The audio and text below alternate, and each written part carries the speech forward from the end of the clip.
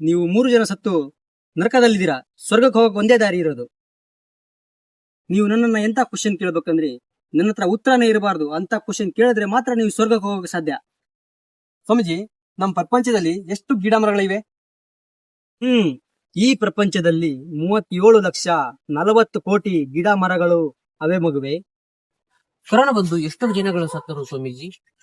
30,75,000 ಜನಗಳು ಸತ್ತೋದ್ರು ಮಗು.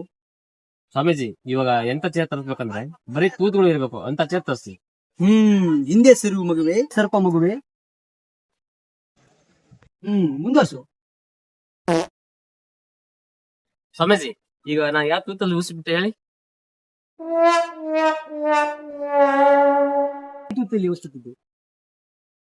ಸ್ವಾಮೀಜಿ, ನಾವು ಊಸ್ಬಿಟ್ಟಿದ್ದು ಈ ತೂತಲ್ ಅಲ್ಲಲ್ಲ, ಈ ತೂತಲ್ ಬಿಟ್ಟಿದ್ದು.